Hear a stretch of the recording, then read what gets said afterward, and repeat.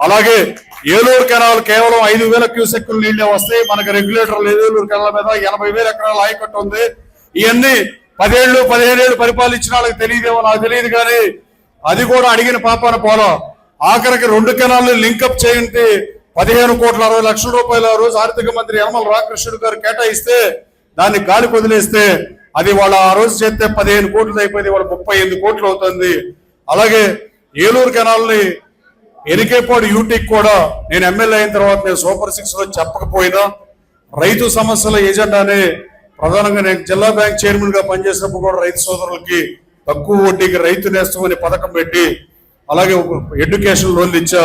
నేను పనిచేస్తుంటే మొన్న ఎన్నికలు ఓడిపోయినాక మీ మీద కక్ష కట్టి మీరు ఓటేయలేదని నేను ఓడిపోయా. 2019లో రాజకీయాల్లో గెలుపోవటంలో శాశ్వతంగా సహజం. ఇందిరాగాంధీ ఓడిపోయిన దేశం ఇది. కేసీఆర్ ఓడిపోయాడు, ఎన్టీ రామారావు ఓడిపోయాడు. అలాగే ఓటమి అనేది ప్రజలకి దగ్గరగా ఉండాలి తప్ప. కానీ నేను ఓడిపోయినప్పుడు మీ మీద గన్నవరం నియోజకవర్గ ప్రజల మీద ప్రతీకార రాజకీయాలు చేయలా, తప్పుడు కేసులు పెట్ల, మంచి చేయగలిగింది చేశా. 4 నెలల్లో జిల్లా బ్యాంక్ చైర్మన్ గా సంవత్సరం పాటు కృష్ణా జిల్లాలో 996 గ్రామాలు ఉంటే నా పుట్టినరోజుకి నేను గన్నవరంలో పోటీ చేసా. కానీ మిగతా సార్లు ఏ ఊరు ఎక్కడుందో కూడా నాకు తెలియపోయినా 336 గ్రామాల్లో నా ఫ్లెక్సీలు పెట్టి రైతు సోదరులు చూపించిన అభిమానాన్ని ఎప్పటికీ మర్చిపోలేను. 6 కాలం కష్టపడే రైతు సోదరుల విషయంలో ఎంతవరకైనా వెళ్దామని. కానీ పైపెచ్చు ఓడిపోయిన తర్వాత మోటార్లు ఎత్తుకెళ్ళిపోయింది. నిజమా కాదా రైతు సోదరులు? మీరు ఊరు వాడ మీరు నిజం చెప్పాల్సిన అవసరం ఉంది. ఎందుకంటే మౌనం అర్థాంగీకారం అని మనం చెప్పకపోతే నిజం గడప దాటేలోపు అబద్ధం ఊరంతా తిరుగుతుంది సాగుతా. దయచేసి రైతు సోదరులారా మీరు చెప్పండి. మోటార్లు ఎత్తుకుపోకపోతే నేను 1,78,00,000తో మోటార్లు కొని ప్రసాదం బోర్డు ఆఫీసులో 22 మంది ఎమ్మెల్యేలు పిలిచి రైతు సోదరులకి నేను ఎందుకు మోటార్లు ఇస్తానో ఆలోచన చేయండి. ఒకసారి దానం ఇచ్చింది మీ ఊర్లో ఈ స్కూల్ కడతానికి ఎవరో దానం ఇచ్చి ఉంటారు. వాళ్ళ వారసులు వచ్చి ఎప్పుడన్నా వెనక్కి అడిగారా ఈ పొలం నాకు కావాలని? ఆర్థిక పరిస్థితి బాగోలేని వాళ్ళు కూడా దానం చేసిందని వెనక్కి అడగరు. కానీ ఈ నియోజకవర్గంలో ఏం జరిగిందో మీకు తెలుసు. ఓడిపోతే మీ మీద కక్ష చూపించి మోటార్లు తీసిన మాట వాస్తవం కాదా? ఇది కపట ప్రేమ రైతు సోదరు మీద చూపించొద్దు. మీరు ఎత్తుకెళ్లిపోయిన మోటార్లు నిజమో కాదో ప్రతి ఊర్లో వ్యవసాయం సాగు చేసే 6 కాలం కష్టపడే ప్రతి రైతుకి తెలుసు.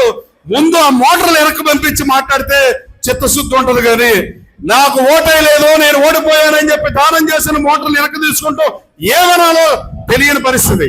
అలాగే ఇవాళ మళ్ళీ లెటర్ రాసి రాష్ట్ర ముఖ్యమంత్రి గారికి ధన్యవాదాలు. ముఖ్యమంత్రి గారు మోటార్లకి కరెంట్ ఇచ్చినందుకు ధన్యవాదాలు. ఆ మోటార్లు ఎవరైనా అడుగుతున్నా నాయి, కానీ ఇప్పుడు నాయి కాదు. 2 సంవత్సరాల క్రితం తెలుగుదేశం పార్టీ శాసనసభ్యుడిగా ఎన్నికైన తర్వాత నా సొంత డబ్బులతో కొనిస్తే ఆ మోటార్లు నేను దానం చేసిన తర్వాత ఈ నాయవో మీయ్యాయి. నేను వెనక్కి తీసుకునే టైపు కాదు. అలాగే చంద్రబాబు నాయుడు గారి కంట కన్నీరు పెట్టించి ఇవాళ చంద్రబాబు నాయుడు గారికి లేఖ రాయటం ఎంతవరకు సమంజసం తెలుగుదేశం పార్టీ నాయకులు కార్యకర్తలు ఆలోచించాల్సిన అవసరం ఉంది.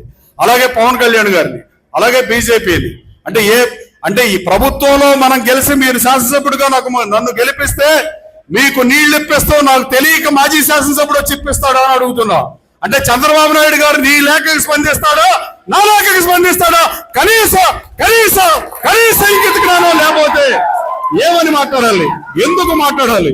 మీడియా సోదరులు కూడా అడుగుతున్నా. మీడియా అటెన్షన్ తప్ప దీంట్లో ఏమాత్రం ఉపయోగం లేదు. రాష్ట్ర ప్రభుత్వంలో విప్పుగా ఉన్నా నాకు ఓటేసి నా చిన్ననాటి కోరిక తెచ్చిన మీకోసం అసెంబ్లీలో విప్పులు మాట్లాడకూడదు, క్వశ్చన్ అవర్లో క్వశ్చన్ అడగకూడదు.